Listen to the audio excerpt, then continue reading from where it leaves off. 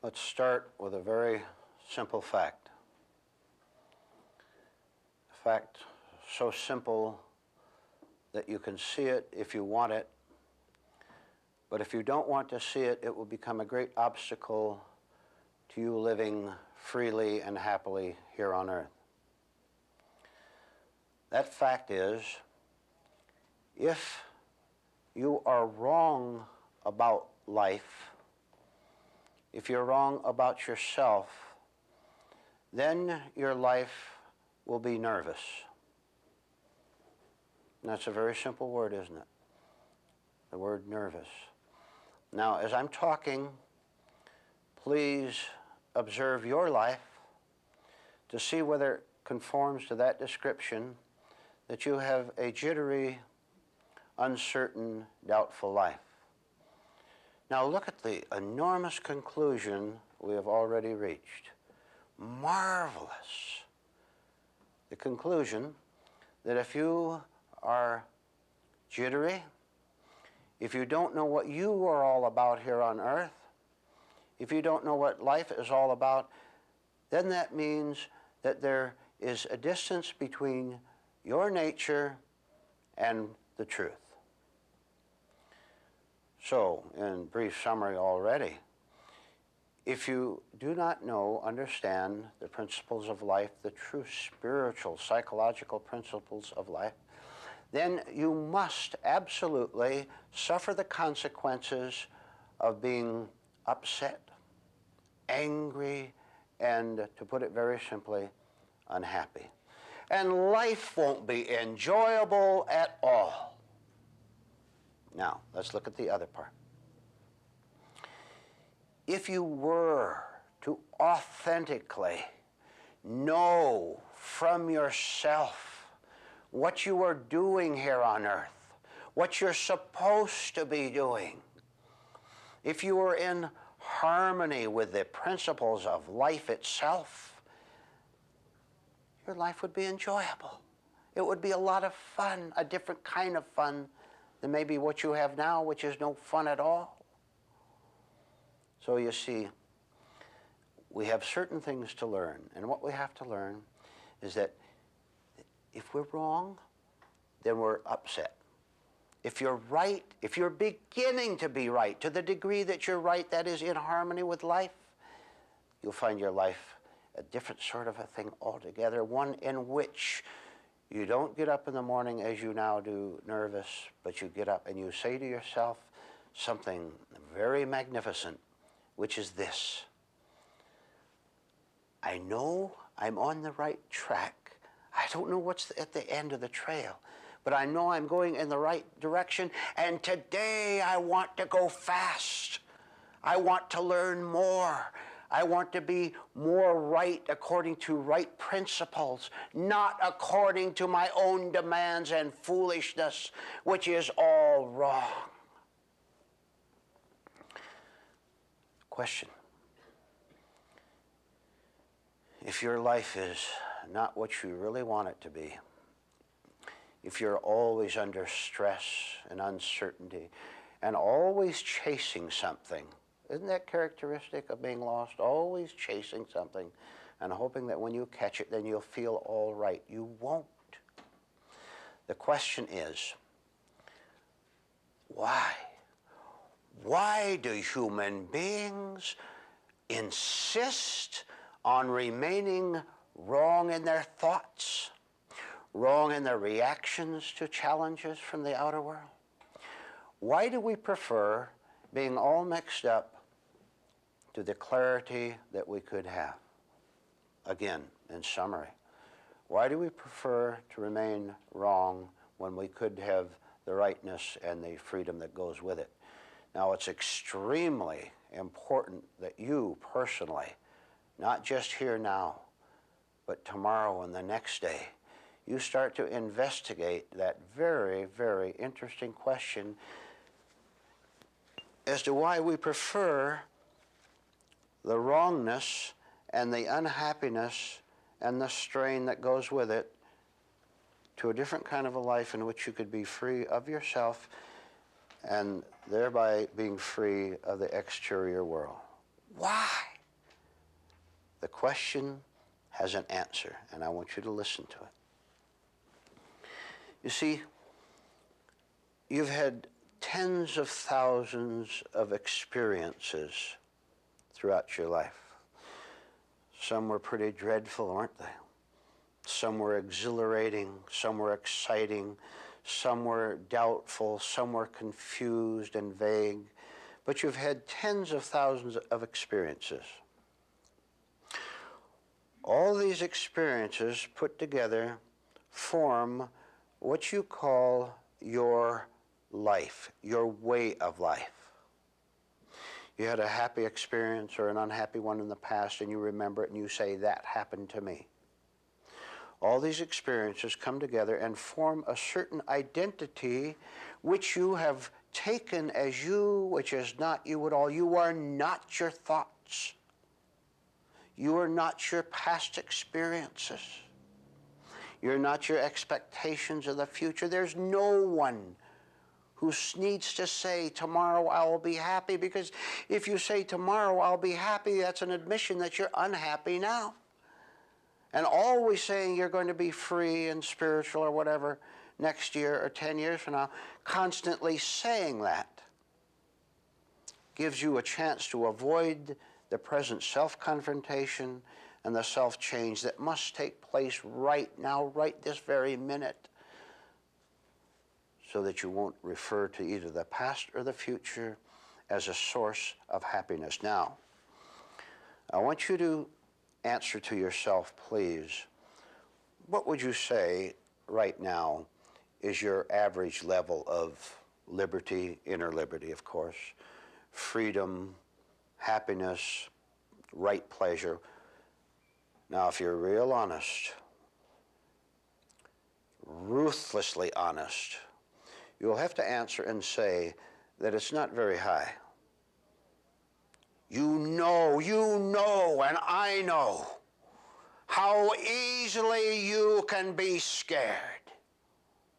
Now look, please, if life can scare you, are you happy? No, you're terrified of it.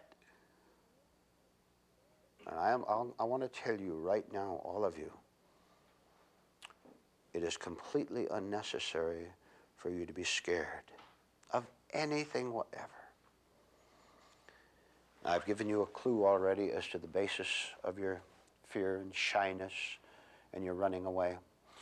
It is because you have wrong thoughts about who you are. And with the right kind of work, the right kind of inner investigation, and especially with the right honest determination to admit that you have been wrong up to this time, with that, you can begin to change and see, listen, to see where you have made the mistake that has kept you where you are now. The mistake that every human being makes can be corrected. That means you don't have to be wrong anymore. That means you don't have to pay the price for being wrong anymore. That means you can know the right way to live. That means you can know who you really are. You can understand exactly why you're here on earth and what you're supposed to be doing about it. And I'll tell you, you are not here on earth to defend fiercely and everlastingly your wrongness and calling it rightness. Think about that a little bit. Can you recall, perhaps even today sometime, but can you recall thousands of times when you have been wrong about something, you had inaccurate information, you felt in the wrong way about it, and someone said to you, you know, you're doing the wrong thing, saying the wrong thing, acting out the wrong way. And when you were told that you were wrong, did you notice what your reaction was? First of all, there was a resentment of being told that, wasn't it? And you also resisted. Perhaps someone gave you the answer right in front of you that you could have taken and could have corrected your wrongness and be free of the punishment that is built into it. What I'm trying to say is this: it's extremely important, if you're ever going to be free of self-punishment and self-haunting, for you to understand clearly the terrible trap that every human being is, in which he is living in a wrong spiritual self, with a wrong spiritual self, with wrong feelings, wrong reactions. He is living wrongly, and the last thing that he or she wants to do is to say, you know, that's right, I have been wrong.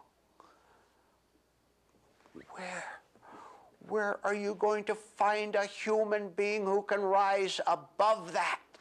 Who is beginning to have the intelligence to see that to call yourself right when you're wrong is self-destruction. When you burn with anger, which you do, when you burn with concealed hostility, when you have suppressed rage in you and envy, well, what would you call it? Would you call it a constructive situation or a destructive one? So the point should be very clear by this time that all human beings are living in an unnecessary wrong state in which they're prisoners of their own refusal to admit that they have been wrong. Now, I will ask you, what's wrong about being wrong? Just think about it. What's wrong about admitting that you've been wrong all your life? It's certainly honest to begin with, and it's certainly intelligent, and it's certainly a step in a different direction. I want to tell you a little story, which is not just a story, but which is a description of the whole world as it presently operates. I'm telling the story about every human being. See if you can recognize yourself in it. And if you see the problem, you can go on to the solution. Here's a man, typical human being. Wrong about everything. And the evidence of his inaccuracy, of his inner state, is right in front of him. Because he's angry all the time. Because he always wants to argue. He always has to defend himself. He always has to be aggressive. He's touchy and he's nervous. And he's injuring himself without seeing it. You see, self-injury is always unconscious. If it ever became conscious to you, you would stop doing it to yourself. In other words, you don't see it. You suffer from it, but you don't see it. Anyway, here's our man. And he's no hero, so let's call him an unhero. Here's this unhero suffering from being wrong, but running around trying to find people who will tell him that he's right, which, by the way, is not difficult. All you have to do is associate with people who are as wrong as you are, and they'll tell you that you're right because they want you in turn to tell them that they're right, and this is the world. This is the social system. This is the way it works, and this is why it doesn't work at all, not correctly and not decently.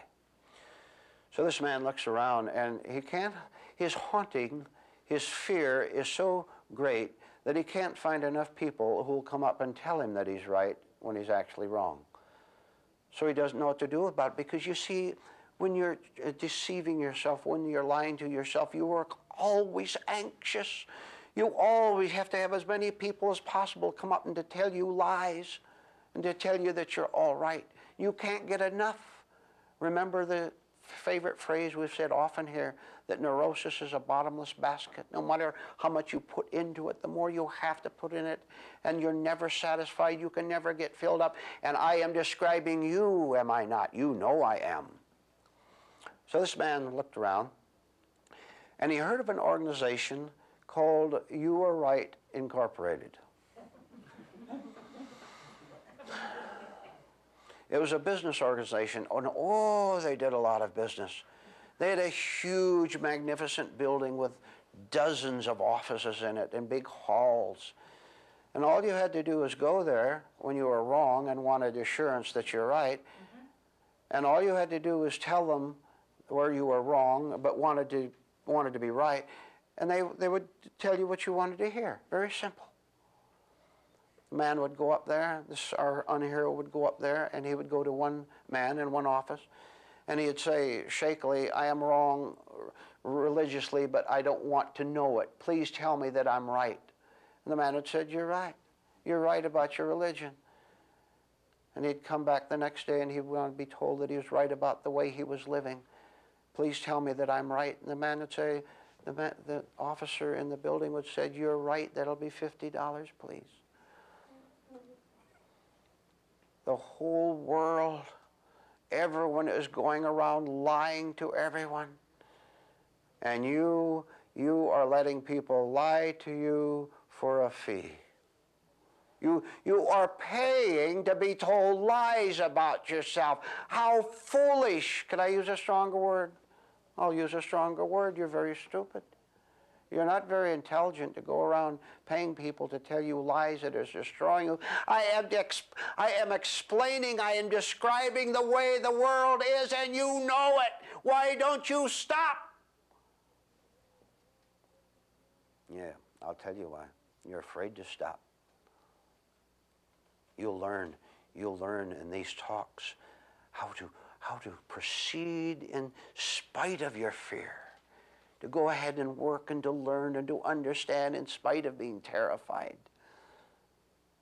so that you won't have to do what this man did for so long, is to go every day to the building and be lied to and then come out. You see, when someone assures you, flatters you, for example, and tells you that you're right and all the world is wrong, it will give you a temporary feeling, won't it? You feel buoyed up. You feel okay for a while. But don't you notice that it always comes back? Of course it does. And that means another visit to the building. You were right, incorporated, and pay your money. How are you paying? You may not do it with dollar bills. You may not do it with silver, but you may be paying wrongly in companionship to another person, in flattery, back and forth flattery with another person. You find out where you're paying someone to lie to you, and maybe you have to lie back to them. That's your form of payment, to tell a lie back. For about the fifth time, I'm describing the world as it actually is. Anyway, our unhero, after paying tens of thousands of dollars and after many, many visits to You Are Right Incorporated, where he was lied to every time, after all these visits, his conflict became so great, so enormous, so vicious inside of them that he didn't know what to do. And he sensed, and may heaven hasten the day when you have a similar sensing. He sensed that to go back to that building was useless. Now I want to tell you right now that it is useless for you to ever go back to any situation where you're being soothed, where you're being lied to. It is utterly useless because it only lasts about 5 seconds, and even the rightness that you feel is not right. It is a masquerade for rightness, and when the thrill wears off, you're right back where you started. This is the position of our unhero. He heard about another organization, if you can call it that. And it was called You Are Wrong Unincorporated. And he looked it up, and it was in a different part of town. And it was just a very small building. Only one office in there. Nobody wanted it. Very few people visited You Are Wrong Unincorporated. And his mind worked. He said, well, how can this be right when it's so unpopular? But I'll tell you what drove this man there. One, his pain. But more important than that is a sensing of the futility of living one more day as he had lived. The emptiness of it. He said to himself, I want no more of that. I can't take it anymore. And I don't intend to, because I don't care what it costs me. I'm going to see if there's another way. I'll investigate. I'll find out what it's all about to go to this new place. So he went in. There was a man inside waiting for him. And he told the man, the unhero told the man at the desk, his experiences.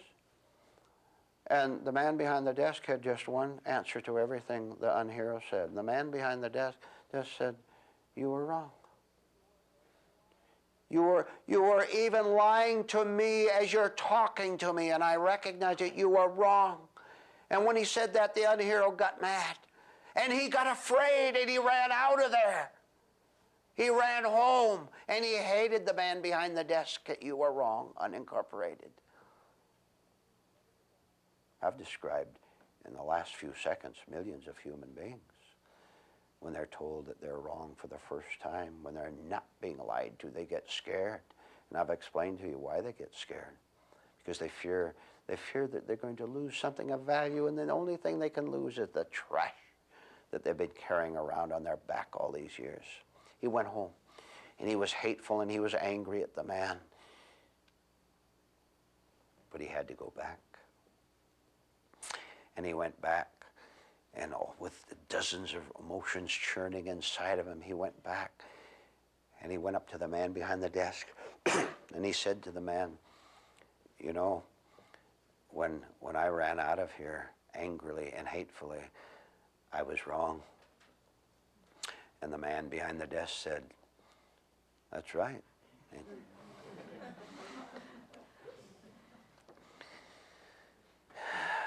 You know, he went back time after time after time, going through the blows, the fires of being told that he had been wrong all his life. How much can you take?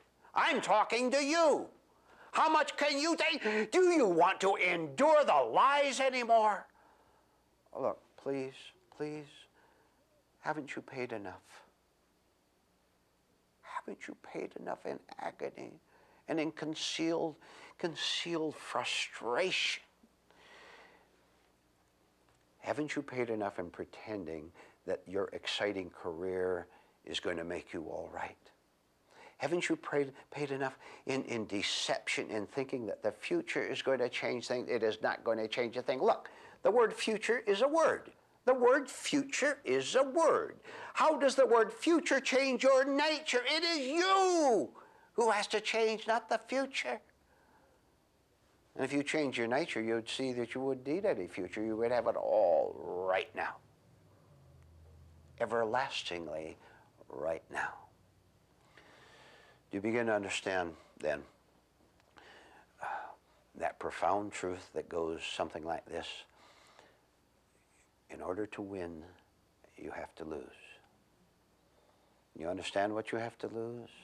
Well, what you have to lose, to put it very briefly, is everything that you now call your life. To lose your life is to find it. That's true. To lose the life that you now call your life is to find true life and everlasting life. To lose the life of churning, angry thoughts, of wanting to run away, to hide out. To lose all that is to lose your false identity and to find something that is far, far, far above that. Now, if you go into imagination, try to imagine what is above yourself, you'll make a very serious mistake, and you'll become a religious hypocrite. And you'll endanger yourself and everyone you meet. Let's connect the word insecurity with what we're talking about. When a person is insecure,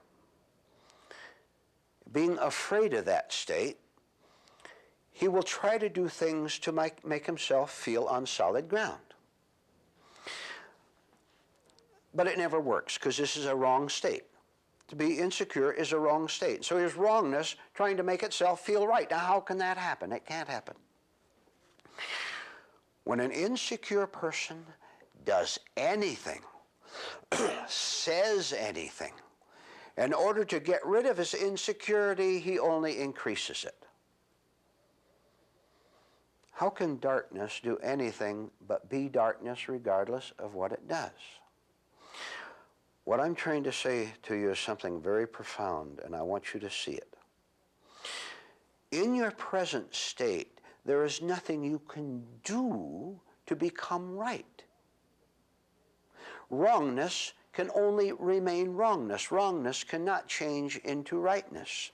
But what you can do is an entirely different kind of action, a different kind of initiative in which you understand that you have been wrong. Now, the very admission, the honesty in it, the very admission that you have been on the wrong track all your life, that is rightness. And the dissolution of your wrong ways makes an empty space, put you in a position where something higher can come to you. You see, wrongness always builds more of itself, always. If you can see that you're wrong, you will be on the path to rightness. What we've talked about now, please absorb it, please act on it, and then everything will be new because you are new.